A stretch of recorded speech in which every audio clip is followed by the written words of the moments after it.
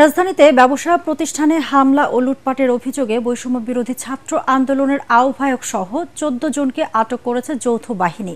পরে তাদের কলাবাগান থানায় হস্তান্তরের পর মামলা হয়।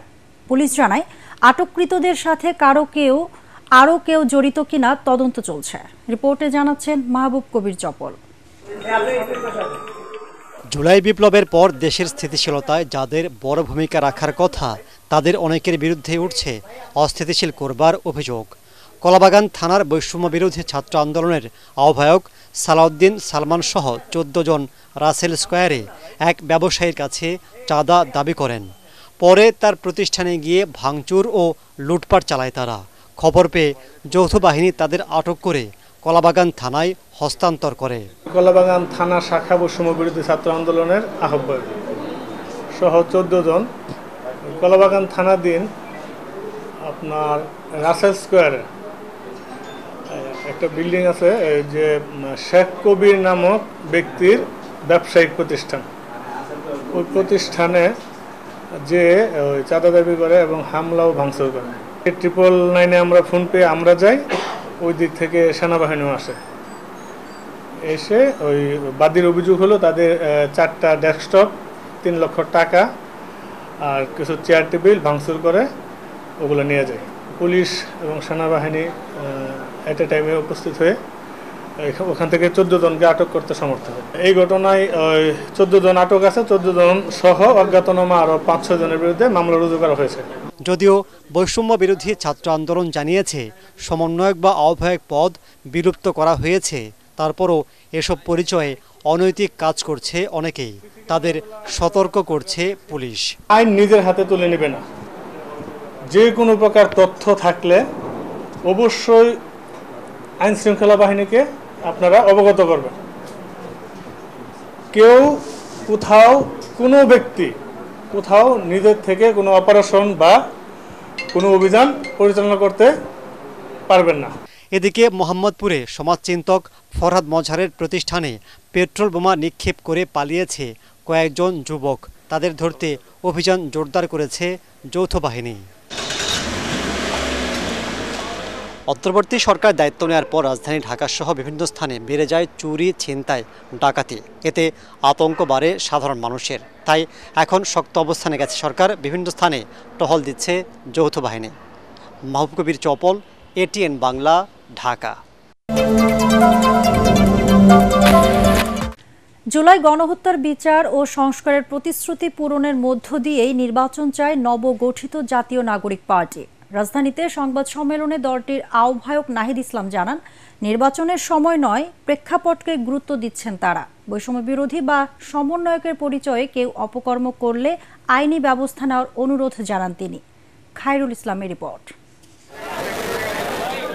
বাংলা মোটরে রূপায়ণ টাওয়ারে শুক্রবার বিকেলে এই সংবাদ সম্মেলন করেন গণঅভ্যুত্থানের চেতনায় গঠিত নতুন দল জাতীয় নাগরিক পার্টি NCP এবং এক ধরনের হেনস্থার মধ্য দিয়ে তাদেরকে যাচ্ছে। এবং এ সময় দেশের বর্তমান আইন শৃঙ্খলা পরিস্থিতি তুলে ধরেন দলের আহ্বায়ক নাহিদ ইসলাম। নারী নির্যাতনকারীদের বিরুদ্ধে সরকারকে কঠোর হওয়ার আহ্বান জানান। বৈষম্য বিরোধী আন্দোলনের সমন্বয়কের পরিচয়ে কেউ অপকর্ম করলে আইন শৃঙ্খলা বাহিনীকে ব্যবস্থা নেওয়ার অনুরোধও জানান তিনি।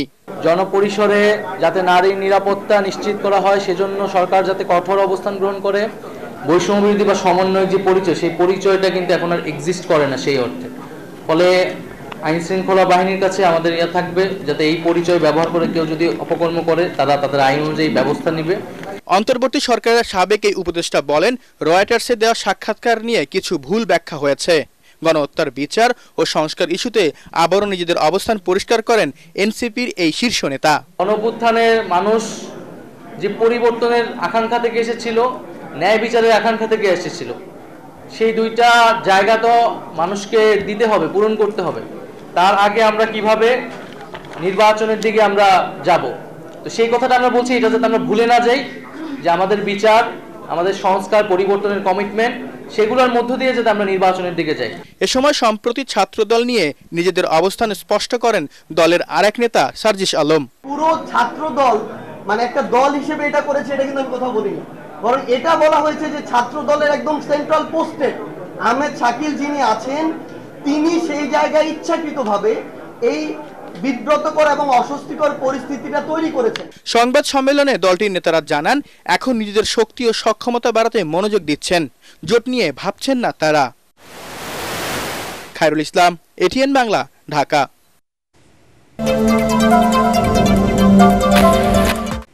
সরকার ও নির্বাচন কমিশন আন্তরিক হলে ডিসেম্বরের আগেই জাতীয় নির্বাচন আয়োজন সম্ভব বলে দাবি করেছেন বিএনপির সিনিয়র যুগ্ম মহাসচিব রুহুল কবির রিজভী।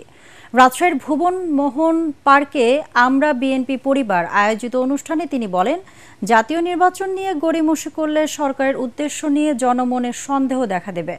জুলাই গণঅভ্যুত্থান ও বিগত ১৫ বছর শেখ হাসিনা বিরোধী আন্দোলনে রাজশাহী ও চাঁপাইনবাবগঞ্জ জেলার শহীদ এবং আহতদের পরিবারের সাথে সাক্ষাৎ করে রিজভী বলেন, গণপরিষদ আর স্থানীয় সরকার নির্বাচনের কথা বলে একটি মহল বিভ্রান্তি সৃষ্টি করছে।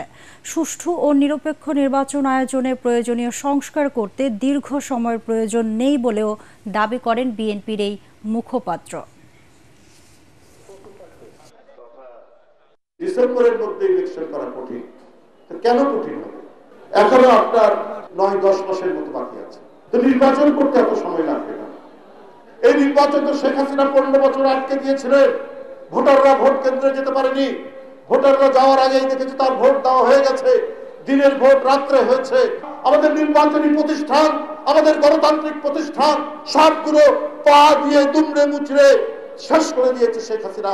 আমাদের সেইখান থেকে ফিরে আসতে হলে আমাদের এই প্রতিষ্ঠানগুলোকে সজীব করতে হবে, প্রাণবন্ত করতে হবে। তো এইগুলোর জন্য এত গড়িমসি কেন? দেশের যে কোনো জায়গায় অপ্রীতিকর ঘটনা ঘটলেই উদ্দেশ্য প্রণোদিতভাবে ছাত্র দলের উপর দায় চাপানোর চেষ্টা হচ্ছে বলে অভিযোগ করেছেন সংগঠনের সভাপতি রকিবুল ইসলাম রকিব। নয়াপল্টনে বিএনপির কেন্দ্রীয় কার্যালয়ে সংবাদ সম্মেলনে ছাত্রদল নেতারা অভিযোগ করেন, নর্থ সাউথ বিশ্ববিদ্যালয় এলাকায় সম্প্রতি জাতীয় নাগরিক পার্টি ও গণতান্ত্রিক ছাত্র সংসদের পদ পাওয়া না পাওয়া নিয়ে সার্জিস আলমের সাথে অপ্রীতিকর ঘটনা ঘটে। দুঃখজনকভাবে এর দায় ছাত্রদল নেতাকর্মীদের উপর চাপানো হচ্ছে বলে অভিযোগ করেন সংগঠনের সভাপতি। এ সময় সাধারণ সম্পাদক নাসির উদ্দিন নাসির নতুন দল এনসিপি ও ছাত্র শিবিরের অর্থের উৎস নিয়ে প্রশ্ন তোলেন। সার্জিস আলমের সাথে নর্থ সাউথ বিশ্ববিদ্যালয়ের শিক্ষার্থীদের বিরুদ্ধে সূত্রপাত নাগরিক পার্টি এবং গণতান্ত্রিক ছাত্র সংসদের মধ্যকার দাবি বনাম প্রাইভেট বিশ্ববিদ্যালয় নিয়ে চলমান অভ্যন্তরীণ কুন্দল থেকে।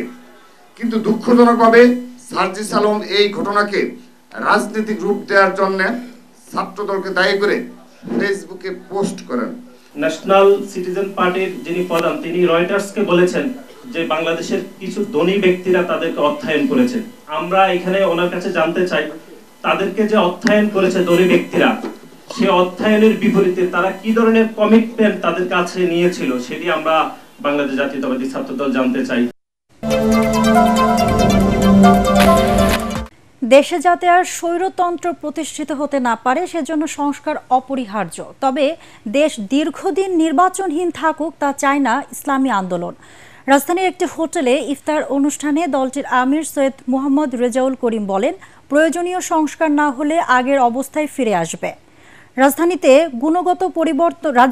গুণগত পরিবর্তন সংখ্যানুপাতিক পদ্ধতিতে জাতীয় নির্বাচন চান তিনি। জনবান্ধব সংবিধানের মাধ্যমে রাজনৈতিক সংস্কৃতির পরিবর্তনই ইসলামী আন্দোলনের লক্ষ্য বলে জানান দলের আমির। আমরা মনে করি জাতীয় নির্বাচনে সংখ্যানুপাতিক পদ্ধতি অনুসরণ করা হলে রাজনীতিতে গুণগত পরিবর্তন আসবে, কার্যকর প্রতিনিধিত্বশীল পার্লামেন্ট গঠিত হবে। ইসলামী আন্দোলন বাংলাদেশ নির্বাচনহীন পরিস্থিতি দীর্ঘ হোক তা চায় না, বরঞ্চ নির্বাচনকে সুষ্ঠু অবাধ করতে এবং নির্বাচনে সকলের জন্য সমান সুযোগ নিশ্চিত করতে প্রয়োজনীয় ব্যবস্থা ও সংস্কার করে দ্রুত নির্বাচনের আহ্বান জানায়। জুলাই আগস্ট গণঅভ্যুত্থানের সময় দমন পীড়নে অংশ না নিতে বাংলাদেশ সেনাবাহিনীকে সতর্ক করা হয়েছিল বলে জানিয়েছেন জাতিসংঘের মানবাধিকার বিষয়ক high commissioner Volker Turk. BBC World সার্ভিসের হার্ড টক অনুষ্ঠানে তিনি একথা বলেন। সে সময় সেনাবাহিনী ছাত্র জনতার বিপ্লব দমনে জড়িয়ে পড়লে জাতিসংঘ শান্তিরক্ষা মিশনে তাদের অংশগ্রহণ থাকতো না বলেও জানান ভলকার তুর্ক। আরও জানাচ্ছেন আশিকুর রহমান। বুধবার বিবিসির ওয়েবসাইটের অনুষ্ঠানে এ পর্ব প্রকাশ করা হয়। অনুষ্ঠানে গাজা, সুদান, ইউক্রেন সহ বিশ্বের বিভিন্ন দেশের পরিস্থিতির প্রেক্ষাপটে জাতিসংঘকে ক্ষমতাহীন মনে হচ্ছে বলে জানান বিবিসির উপস্থাপক স্টিফেন সাকার। জবাবে উদাহরণ হিসেবে বাংলাদেশের কথা উল্লেখ করেন ভলকার তুর্ক। তিনি বলেন, গত বছরের জুলাই আগস্টে ব্যাপক আন্দোলন করেছিল শিক্ষার্থীরা। টানা 15 বছর ক্ষমতায় থাকা শেখ হাসিনার সরকার দমনপীড়ন চালিয়েছিল। জাতিসংঘ কি পদক্ষেপ নেয় তার অপেক্ষায় ছিল ছাত্ররা। সেই সময় তারা সেনাবাহিনীকে সতর্ক করেছিলেন, যদি তারা জড়িয়ে পড়ে তাহলে আর শান্তিরক্ষা মিশনে অংশগ্রহণকারী হিসেবে থাকতে পারত না। Bangladesh last year experienced a paroxysm of violence as the government of the time brutally suppressed a student movement that carried human rights at its torch. The country is now charting a new future. Our recent independent fact-finding report on the grave human rights violations that took place is an important contribution to this journey. I hope it will support truth-telling, accountability, reparations, healing and reform. এরপরেই মূলত আসে আসল পরিবর্তনটা। Doctor Mohammad Yunus সরকারের দায়িত্ব নিলেন। Volker Turk আরও জানান, অধ্যাপক ইউনুস প্রধান উপদেষ্টার দায়িত্ব নিয়ে তাৎক্ষণিকভাবে তথ্যানুসন্ধানী দল পাঠানোর অনুরোধ করেন এবং সেই আহ্বানে সাড়া দেয় জাতিসংঘ।